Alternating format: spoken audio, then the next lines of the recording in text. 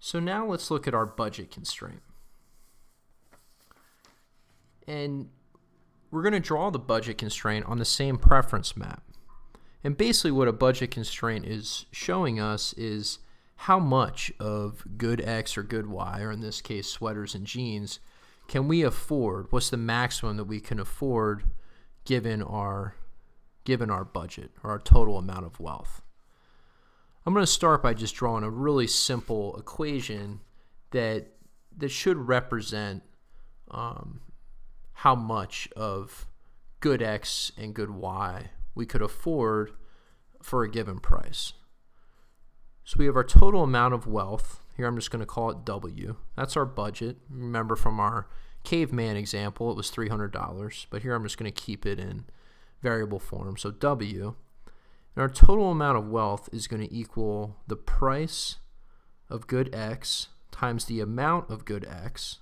So that's just the total amount of money that we're spending on good X plus the total amount of money that we're spending on good Y, which is the price of good Y times the quantity of good Y.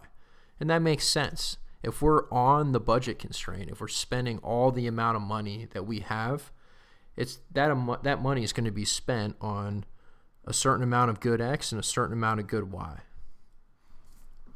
So now let's get this equation into a form that we're used to working with.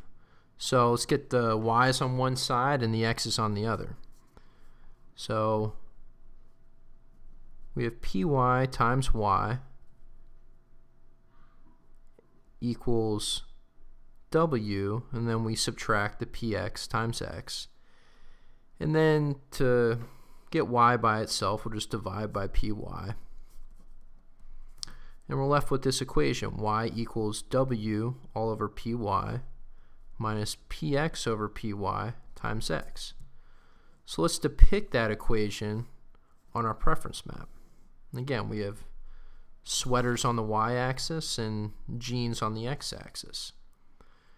Here's our Y-intercept. Our Y-intercept is W divided by PY. And does that make sense? Well, yeah, it should make sense. I mean, W divided by PY means that if we're not buying any jeans, our Y-intercept is just telling us how many sweaters can we afford if we're spending all of our money on sweaters. And that number should equal wealth, or total budget, divided by the price of good Y, or in this case, the price of sweaters. And then we could say the same if we didn't want to draw out the slope here. This line would intercept the x-axis at the point where wealth divided by px, or the point at wealth divided by px. If we connect those two dots and then look at our slope of this budget constraint will be negative px over py.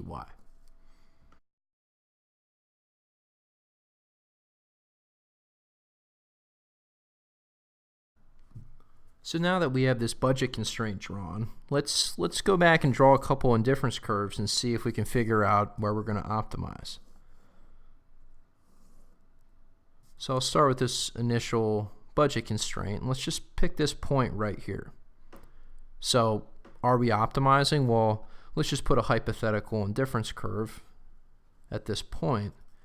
And first off, just before I even drew the indifference curve, you should be able to see that we still have money to spend. We're not on our budget constraint, so we definitely are not optimizing based on our caveman method, or those two conditions that we're trying to get at.